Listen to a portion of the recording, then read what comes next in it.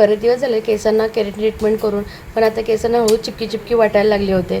म्हटलं नाही आता काहीतरी करायलाच पाहिजे. मग पार्लरमध्ये जाऊन छानपैकी असं हेअरकट केला आणि एवढं छान वाटलं ना, असं लुक चेंज झाल्याच्या नंतर मला तर फार प्रचंड आवडला. आणि तेवढ्यातच माझी फ्लिपकार्टवरून पार्सल रिसीव्ह झाली होती लिप लायनर, आणि एवढे सर्व लिप लायनर मला मिळाले होते. खरंच याची गरज असते का असं प्रश्न पडत असेल तर नाही. आपण जेव्हा लिपस्टिक लावतो तर त्यावेळेला लिप्स असे छान दिसायला पाहिजेत, आकर्षक असे, तर त्यांना लिप लायनरची फारच गरज असते. तर ना मी आता बघा हा एक कलर प्लसचा माझ्याकडे लिप पेन्सिल आहे आणि आता मी लिप लायनर लावते. तर हे लिप लायनर कोणत्या कंपनीचे आहेत तर मी तुम्हाला आता पुढे सांगतेच. त्याच्या अगोदर ना ओठांना पहिल्यांदा लिप बाम लावून घेतला आणि नंतर मग लिप पेन्सिल घ्यायची. आणि लिप पेन्सिल चॉईस करताना जसा डार्क शेड आहे त्याच्यापेक्षा थोडीशी लायटर अशी लिप लायनर घ्यायचं आणि लिप लायनरने पूर्ण लिप्सला पहिला शेप द्यायचा जसा आपल्याला पाहिजे, थोडासा ब्रॉड किंवा मग डीप असं दिसण्यासाठी आकर्षक असा जसा शेप पाहिजे तसं आपण करू शकतो.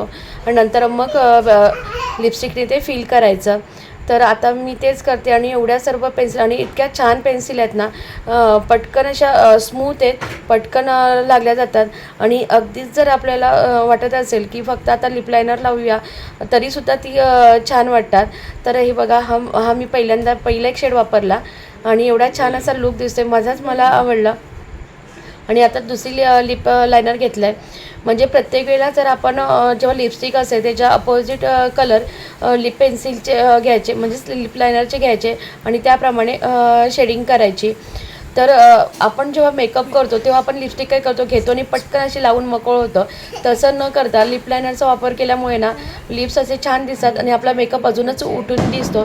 तर हे नक्की तुम्ही ट्राय करा, कारण आपण बऱ्याच वेळेला असंच करतो, आहे ना लिपस्टिक लावली चाललो बाहेर, पण तसं न करता लिप लायनरचा वापर करून मगच लिपस्टिक लावायची. त्यामुळे ना ओठ एकदम आकर्षक दिसतात आणि लूक पण एकदम छान असा चेंज होतो. आणि आता हा तिसरा शेड आहे. माझ्याकडे असे बरेचसे शेड होते, तर प्रत्येक वेळेला वेगळे असे शेड्स मी घेतलेत. आणि हे बघा हे एक लिप लायनर आहे आणि त्याचा अपोजिट आता मी दुसरा हे घेते आणि त्याप्रमाणे लावते. तर इथे आपल्याला लिप लायनर करताना पहिल्या हाफ पार्टपासून स्टार्ट करायचं आणि नंतर मग दुसऱ्या पार्टपासून हे करायचं.